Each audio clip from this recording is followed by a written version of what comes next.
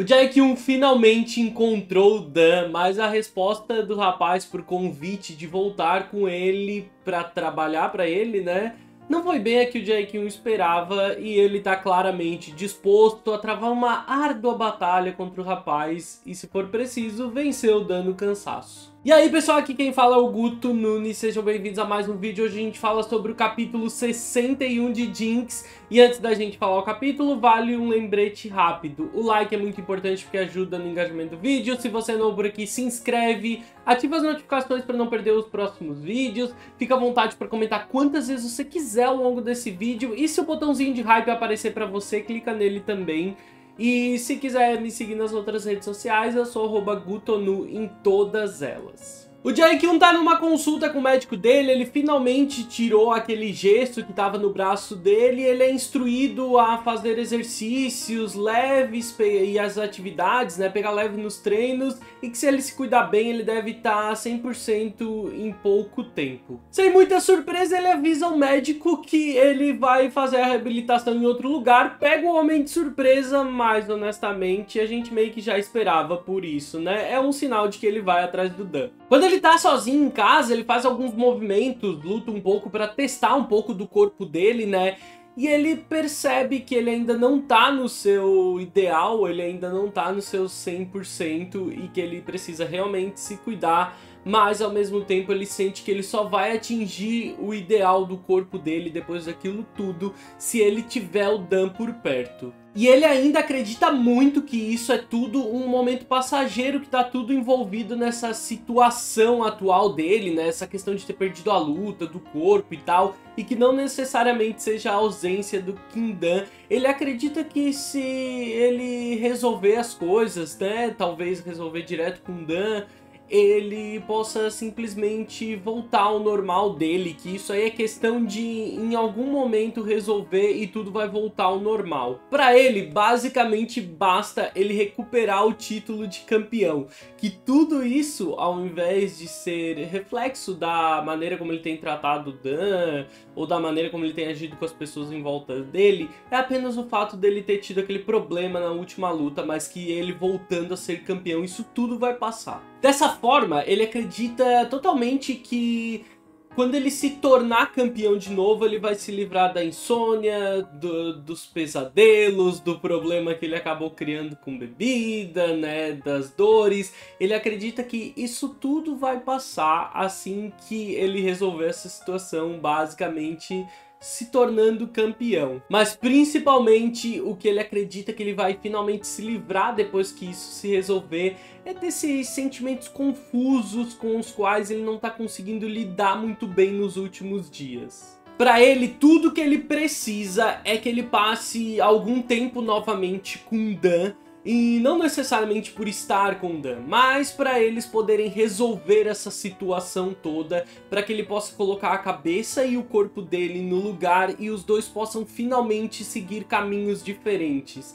Ele tá basicamente entendendo que aquilo tudo é meio que... isso tudo é meio que reflexo das coisas terem acontecido de maneira estranha e inesperada, e que é só ir lá dar uma conversadinha, passar um tempinho juntos, acertar tudo e daí cada um pro seu canto. Pra ele é tudo passageiro. Quando ele tá dirigindo a caminho da cidade do Dan, né, agora que ele encontrou ele liga pro CEO da Team Black pra avisar que é pra demitir o novo fisioterapeuta porque ele encontrou o Kindan. E que ele também não deve voltar para a academia durante um tempo e que ele não quer ser incomodado, e ele nem dá margem pro cara responder, ele simplesmente desliga, ele joga um monte de informação e desliga. Enquanto o CEO fica esbravejando do outro lado do telefone com o seu telefone desligado, ele dirige, viaja até o hospital onde o Dan trabalha agora. O Dan é chamado à sala do diretor do hospital, de repente ele chega lá sem entender nada e ele toma um susto quando ele vê o Jae-kyun lá sentadinho conversando com o diretor. Gente, ele sentadinho de perninha cruzada, assim, como se fosse um santo, mano. Ai, que raiva. O Jae-kyun avisa que ele tá ali pra fazer a reabilitação no ombro lesionado dele e o Dan esboça um protesto, mas antes que ele fale qualquer coisa, o diretor trata de avisar que eles, afinal de contas, são um hospital especializado em tratamento de câncer. Mas basta o Jae-kyun mencionar a propaganda gratuita que o hospital receberia, sem falar nas possíveis doações que o Jae-kyun poderia fazer, que o diretor muda de opinião rapidinho e a única exigência do Jae-kyun é que ele ajuste os horários do Dan para que o Dan seja o responsável pelo tratamento dele. As funcionárias do hospital ficam tudo ouriçada com a presença do Jae-kyun, elas ficam ali pelos cantos comentando sobre a presença dele naquele lugar e, óbvio, sobre a aparência dele deslumbrante. Quando elas comentam com o Dan sobre saberem que ele veio atrás do Dan e sobre terem ouvido que os dois são próximos, o Dan nega, óbvio, né?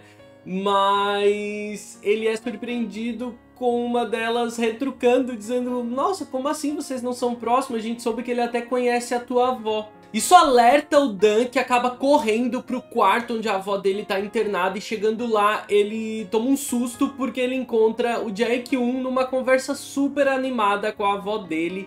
Ela, claro, sempre tratando ele de maneira super gentil, com aquele jeitinho de vó dela. E ele sendo surpreendentemente muito gentil e educado com ela também. É uma conversa, eles estão os dois ali numa conversa bem animada, né? E essa é uma cena bastante intensa. Sabe por que eu considero essa cena muito intensa? É porque a gente viu o Jae-kyun sendo um arrombado ao longo de toda a comic. Mas nesse momento ele tá invadindo o lugar mais precioso, né, da vida do Dan. O lugar que o Dan tenta manter intocável o tempo inteiro. O lugar que o Dan tenta manter puro de qualquer coisa ruim. É o grande refúgio, o grande porto seguro do Dan. É a existência da vozinha dele. E nesse momento o Jae-kyun ele invade aquele espaço. Só que ao mesmo tempo que ele faz isso, ele tá lá mostrando um lado gentil que ele não costuma mostrar. E isso deixa a gente mais irritado nessa situação toda. Porque ele tá, como eu falei, invadindo o lugar mais precioso da vida do Dan e sendo um cara legal, coisa que ele nunca foi com o Dan, que sempre tratou ele com todo o cuidado do mundo. Sozinho com o Jae-kyun, o Dan pede que ele pare de fazer aquilo. Afinal de contas, aquele lugar é o trabalho do Dan, é o lugar onde ele tá trabalhando, né? Ele não deveria invadir o espaço do Dan dessa forma, mas aquele mimado, arrombado, desgraçado do Jae-kyun, ele, naquela cara cínica, ele diz que não, que já que o Kim-dan não quis voltar com ele pra Seul, ele decidiu ir até lá e fazer a reabilitação dele lá com o Kim-dan. E também ele não pode ir embora, afinal de contas a avózinha do Dan pediu que o Jae-kyun visitasse ela todos os dias. Cara, meu Deus, que raiva. Gente, o quão patética uma pessoa tem que ser pra agir assim como o Jae-kyun age, sabe? Ele achar que o dinheiro e a fama dele podem comprar tudo. Até que podem, de maneira geral.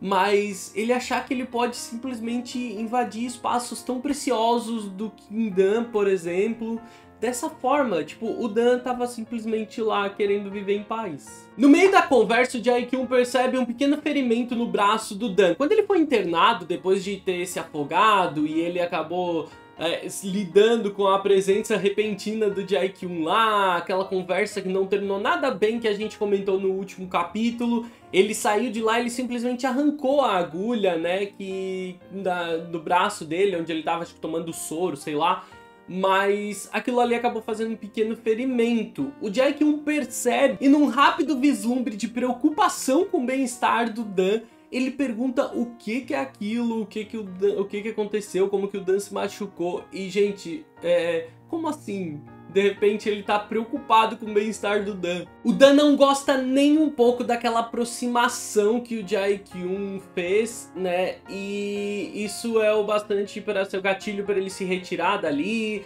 Daí ele fica puto, diz que não é da conta do Jae-kyun e simplesmente vai embora, deixando ele lá, o mimado, arrombado lá, putinho mais uma vez, totalmente descontente porque as coisas definitivamente não estão indo do jeito que ele tinha planejado. Depois daquela conversa, a gente vai ver o Dan pensativo em um momento e ele tem uma breve lembrança de um dos momentos em que ele vivia com o Jae-kyun e que ele tava muito gripado, tava bem doente assim, e ele teve que fazer sexo com o Jae-kyun, né, por causa daquela jinx dele, a rotina de sempre, e ele tava lá exausto, e depois de tudo ele simplesmente ficou lá exausto, com muita dor no corpo, né, derrubado pela gripe, além da exaustão do momento. E o Jae-kyun simplesmente deixa ele lá sozinho e ele fica lá naquele momento sem ninguém olhando por ele. É definitivamente uma cena que retrata muito a forma descuidada, inconsequente como o Jae-kyun tratava o Dan e como ele se sentia completamente sozinho. Lembrar de um momento como aquele, depois dessa última conversa, onde ele pareceu preocupado com o ferimento no braço do Dan, faz o Dan se preocupar, afinal de contas, quando isso tudo mudou, quando ele começou a se preocupar com o bem-estar do corpo do Dan. Até então, né, até os dias anteriores, o corpo do Dan era simplesmente um brinquedo que ele usava. No dia seguinte, agora com o Jae-kyun vivendo nas redondezas, a gente acompanha uma sequência de momentos do Jae-kyun tentando forçar uma aproximação e o Dan simplesmente ignorando ele. Quando o Jae-kyun passa por ele de carro na rua, o Dan ignora.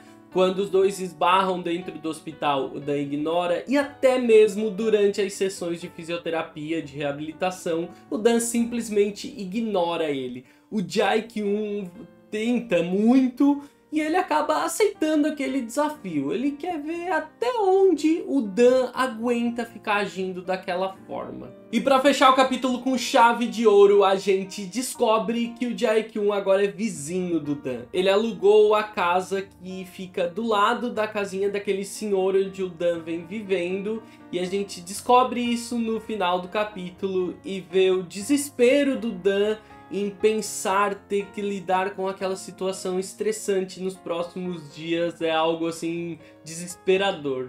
Isso tudo acabou de começar e o Dan já tá simplesmente exausto de ter que lidar com isso tudo. Agora a gente vai ter que esperar pra ver se o Dan vai conseguir lidar com o inferno que o Jae-kyun vai acabar fazendo na vida dele, importunando ele todos os dias, porque aquele cara é a personificação da pessoa mais prepotente e arrogante do mundo. Ele com aquela cara dele de desgraçado, pensando que todo mundo tem que ceder aos caprichos dele, só porque ele tem muito dinheiro e é famoso.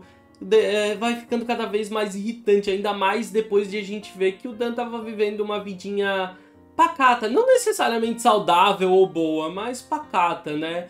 Por mais que ele estivesse claramente no limite, a gente percebe que esse limite só tende a chegar mais perto, porque o Jae-kyun não dá paz pra ele, não dá sossego. Então é isso, eu espero que vocês tenham gostado do vídeo, eu vejo vocês no próximo vídeo, um grande beijo, tchau, tchau!